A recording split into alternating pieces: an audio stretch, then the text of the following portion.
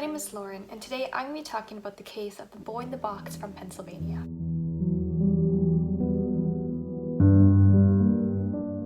Now, on February 25th of 1957, there was a naked boy that was found in a box in a Pennsylvania forest between the ages of 4 to 6 years old. What was remarkable about this boy was his hair was cut very short, he was beaten up, he had weird scars all over his body, and therefore he was named the boy in the box.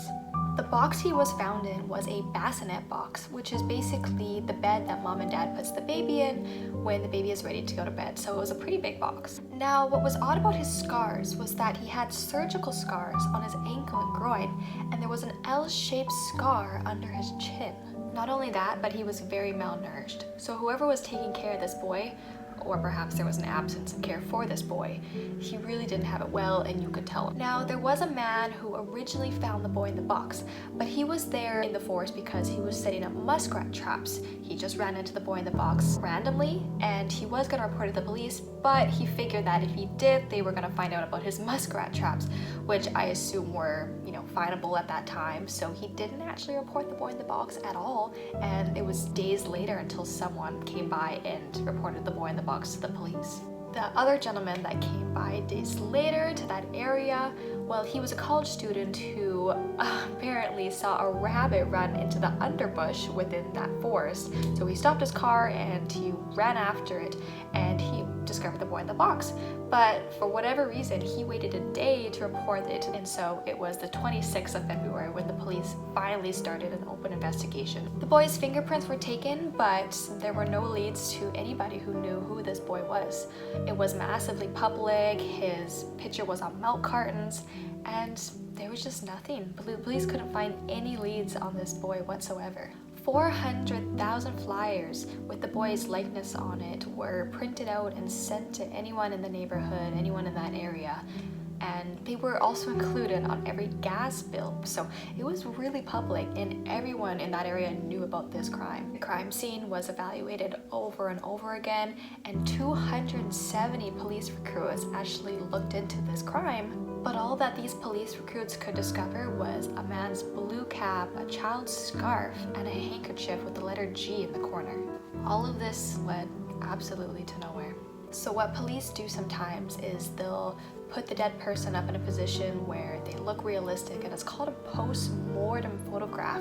So at that time in the 50s, they got the boy, they got professionals to come in and make him look as alive as possible and put him in proper clothes, etc. So they took this photo and they sent it across the region, and nothing came back. No one knew who this boy was, but that post-mortem photo and the clues, for example, the clothing items they found at the crime scene, no one had any idea who they could belong to or who this kid looked like. It really was a complete mystery to thousands of people. So now getting to the theories about where this boy could have came from or who he belonged to and who did this to him. Now, the first theory concerns a foster home that was 1.5 miles away from the crime scene. The person who brought up the foster home theory was a man named Remington Bristow, and he was an employee at the medical examiner's office who just became obsessed with this case. When Bristow went to investigate the foster home, he actually found a bassinet in the foster home, which meant that they could have kept the bassinet and used the box to ship off the boy to that crime scene.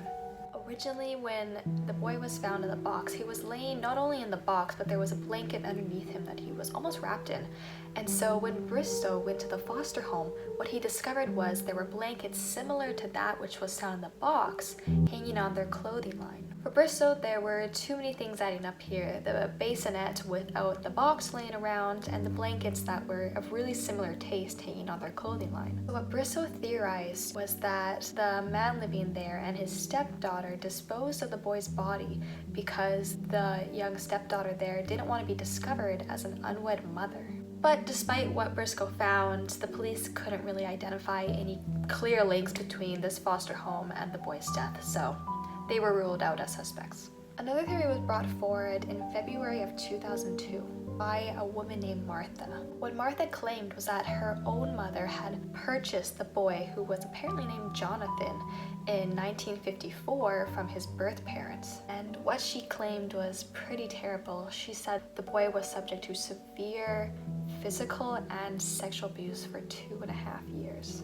Martha claimed that one night they were eating dinner and the boy vomited up his meal of baked beans, and her mother did not appreciate that. She gave him a severe beating and slammed his head against their floor. At this point, she says that he was semi-unconscious, and so they decided to give him a bath, and after that, he died.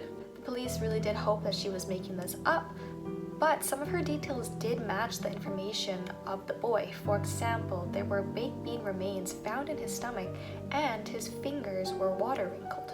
Martha claimed that her mother cut his hair around the time of his death to try and hide the identity of this boy, which would explain why he had such a abrupt, short, wacky cut, and there were actually clumps of hair found on his body in that box. Police considered her testimony to be evidential, but unfortunately she struggled with mental illness, so they couldn't be 100% sure she was telling the truth.